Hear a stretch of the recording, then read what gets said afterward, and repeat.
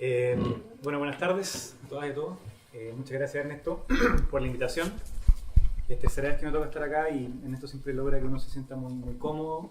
Y también quería felicitarlo por persistir en tener un espacio como este, que me consta que no existen mucho. Y eso es por la persistencia también de Ernesto, por viabilizar este tipo de conversaciones. Yo voy a compartir algo sobre qué justifica la participación de la fuerza en la que yo participo, a la que he dedicado mi vida adulta corta todavía a construir, que es Izquierda Autónoma, en lo que hoy día es el Frente Amplio. Y me ceñí, digamos, a la sugerencia de escribir algo que voy a leer. A veces lo rebelde no quita lo obediente, y le hice caso a Ernesto y voy a leer tal cual lo que se me pide. Espero estar dentro del tiempo. Han pasado 17 años desde que Perry Anderson resumiera en una frase lo que ya entonces era una verdad implacable, tan evidente como porfiadamente resistida por quienes la miraban sin verla. El único punto de partida hoy concebible para una izquierda realista es tomar nota de su derrota histórica. Vale, pero todavía hoy esta advertencia suena lapidaria, en parte porque no termina de ser asumida. Es que la izquierda, en sus distintas corrientes, sigue siendo tierra fértil para el cultivo de ilusiones, siendo la más nociva aquella que tiene de sí misma y su vitalidad, ya sea como amenaza próxima a provocar el derrumbe del modelo, o bien como alternativa capaz de gobernar los excesos del capitalismo. En efecto, las ilusiones afectan por igual a radicales y moderados. Es que la derrota histórica no fue solo la del comunismo con la caída de los llamados socialismos reales, fue también la de la socialdemocracia, que terminó incorporada a la alianza dominante del periodo neoliberal, conservando de sus años dorados solo sus discursos, ahora como recursos de legitimación. La relación entre la derrota y las ilusiones de cada campo, así como sus efectos, son por cierto distintas. Hay quienes piensan que la derrota no ocurrió y por lo tanto pueden seguir echando mano a los arsenales de prácticas y discursos de ayer. Y hay quienes piensan que la derrota no les afectó a ellos, y por lo tanto no se preguntan si acaso las armas que toman y las causas por las que las empuñan son todavía las suyas. El curso reciente de la izquierda chilena no escapa a este derrotero, aun cuando asuma formas específicas. Aunque cada vez más insignificante, sigue existiendo una izquierda que se resiste a asumir los profundos cambios producidos por las transformaciones neoliberales en la sociedad chilena. Y más aún, los modos en que estos cambios interpelan a la identidad, prácticas y programa de la izquierda.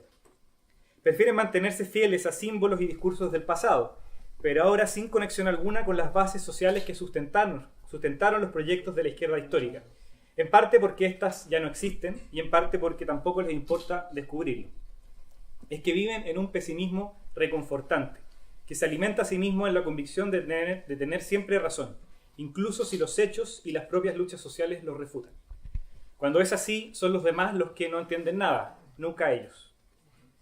Con todo, esta izquierda nostálgica y ensimismada no tiene ni una pizca de radicalismo. Si cumple un rol es el de lastre. Del otro lado tenemos a la centroizquierda o progresismo, a la izquierda incorporada. No hay en ella una negación de los cambios acontecidos en el Chile postdictatorial. Lo que hay es aceptación acrítica e incluso celebratoria. Se originó con la renovación socialista, originalmente una crítica al marxismo y a la izquierda durante la Unidad Popular, pero luego una justificación para el encumbramiento de cuadros intelectuales a las cúspides del poder de la transición sin anclaje alguno en el proceso social. La izquierda incorporada abandonó toda perspectiva de cambio más allá de los marcos del modelo social de sociedad heredado de la dictadura. Adoptó una concepción sumamente estática y estrecha de la democracia política, restringida por el imperativo de la gobernabilidad y tributaria de la concepción liberal norteamericana de la ciudadanía como experiencia puramente individual. Pero además disoció la democracia política de la democracia social, olvidando que la primera es letra muerta sin la segunda, en tanto la ciudadanía tiene como condición necesaria la libertad, una libertad que no se puede ejercer sin soberanía de los individuos sobre sus propias vidas. Puso en el lugar de la democracia social al mercado. La izquierda incorporada, a diferencia de la nostálgica, cultiva ese ingenuo estado de ánimo que es el optimismo, porque sigue confiando en la doctrina del progreso, en que todo va a salir bien, siendo incapaz de ver los costos y las contradicciones inherentes a ese progreso. De esa forma, ninguna miseria refuta su comodidad, ni es suficientemente grave para comprometerla con la transformación. Por eso suelen pasarle la posta a gobiernos de derecha. Y los dramas sociales de nuestra época le pasan por el costado. Las guerras imperialistas, el desastre medioambiental, la creciente desigualdad, la elitización de la política, los neofascismos, Trump y así. En pocos lugares esto es más claro que en Chile. La Concertación sigue convencida de que la modernización neoliberal solo trajo progresos y que el malestar es un síntoma de que la sociedad chilena alega de llena. Por eso trata a quienes disienten como malagradecidos. Ricardo Lagos encarna muy bien este paradigma, especialmente a través del entusiasta determinismo tecnológico que practica y su resiliente confianza en la capacidad de los mercados para proveer bienestar social. Las ilusiones de estos dos campos son obstáculos para apropiarnos de la realidad actual y enfrentarla con una perspectiva política. Sus ilusiones están en la base del divorcio entre sociedad y política que tiene a la democracia chilena en un estado vegetativo, vulnerable al despotismo de los propietarios del poder económico. En consecuencia, no podemos estar ni con el pesimismo nostálgico ni con el optimismo incorporado. Debemos cultivar un esperanzado realismo, comprometidos con la construcción de una nueva izquierda. Ahora, ¿cuáles deben ser algunas de sus coordenadas, banderas y horizontes? No se trata de desconocer de plano los logros de la transición. De nada sirve ser el exacto opuesto de los apologistas fanáticos del neoliberalismo. El propio Marx reconoció los méritos del capitalismo de su época: el desarrollo de las fuerzas productivas, el impulso de los cambios tecnológicos, la apertura de las fronteras gracias al comercio. El tema siempre ha sido el de los costos sociales y las contradicciones inherentes a tales desarrollos. El hecho de que los privilegios de unos pocos en el capitalismo son posibles a costa de la miseria de otros muchos. Y las contradicciones del neoliberalismo chileno son evidentes. La subordinación humana a los imperativos de la productividad capitalista y la maximización de utilidades alcanza extremos insospechados, al igual que la privatización de las diversas esferas de la reproducción social y la vida cotidiana. El capitalismo avanzado de esta forma lleva a nuevas fronteras la expropiación de la libertad y capacidad de autodeterminación de los individuos. Tampoco se trata de solamente pujar por desplazar a la actual clase política para reemplazarla en el control del Estado. La izquierda del siglo XX, tanto la reformista como la revolucionaria, asumió la conquista y control del Estado como principio y fin de su acción política. Como lúcidamente ha expuesto Carlos Ruiz, estuvo hace un par de semanas acá, este principio contribuyó a alejar a la izquierda de la construcción de su proyecto en el seno de la sociedad, pues naturalizó el carácter social del Estado, el hecho de que siempre hay alianzas sociales que lo controlan, que nunca es neutro ni universal. Esta herencia de la izquierda del siglo XX es hoy más costosa que nunca. Es que una peculiaridad de nuestro tiempo es el peso incontestado de los mercados sobre el Estado y la política, y su consiguiente debilitamiento para procesar los conflictos sociales y mediar entre los derechos de la ciudadanía y el afán de ganancia del capitalismo. En breve, si ayer la obsesión con el Estado alimentó un burocratismo despótico, hoy alimenta un burocratismo impotente.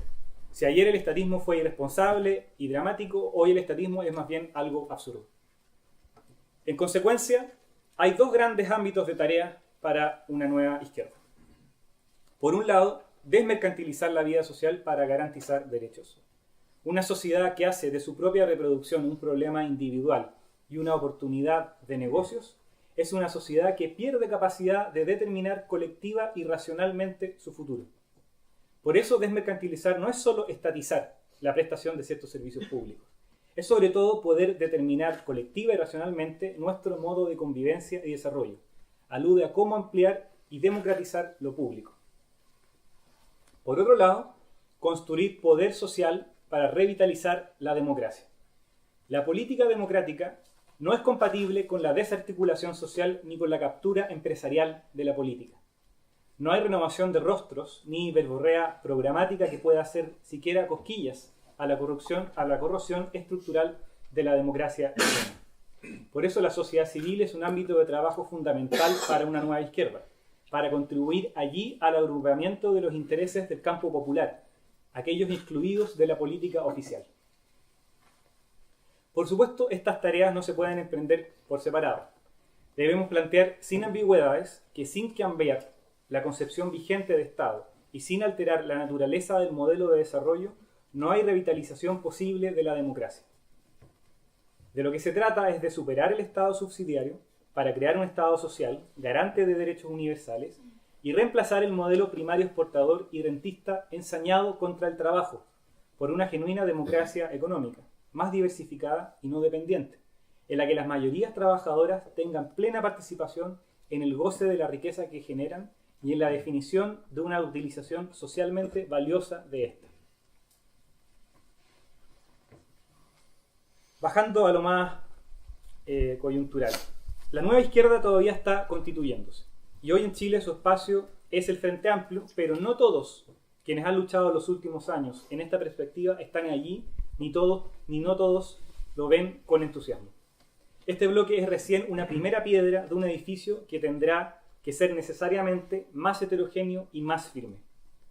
La responsabilidad que tenemos quienes trabajamos allí hoy es construir un espacio que sea más que una alianza electoral, un espacio que soporte proyectos, que sea la casa que las diversas izquierdas y fuerzas de cambio han intentado construir durante las últimas décadas con muchas frustraciones. Esto supone, por cierto, poder conquistar poder institucional, tener representación, por ejemplo, parlamentaria, pero a condición de plantar allí una fuerza autónoma, que sea herramienta de las luchas sociales más resueltas y dinámicas contra el avance capitalista, que permita hacer retroceder el Estado subsidiario y que permita romper un bipartidismo que ya no representa las aspiraciones de la sociedad chilena y que sigue reduciendo la participación ciudadana en la política a un grado que no habíamos visto en el último tiempo. Allí, pienso, están algunas de las coordenadas de las tareas más inmediatas de una nueva izquierda, y pienso que son aquellas las que hacen desaconsejable, sobre todo perder de vista la centralidad que tiene el construir acuerdos políticos, entendimientos políticos, capacidades de conversar pensando en el futuro y no volverse loco con las luces de los años electorales, porque precisamente estando tan desgastada la política, lo sustantivo, lo fundamental, lo que nos va a permitir reconstruir la crisis de esta democracia es ponernos un plazo mucho más allá de las peleas que, más allá de lo que piensan quienes participan en ella, ni siquiera un tercio de la sociedad chilena hoy día están pescando. Es el dilema de discutir sobre nueva izquierda y nuevas derechas hoy día, que es en buena parte todavía un debate muy ensimismado. Ahí me quedo. Muchas gracias.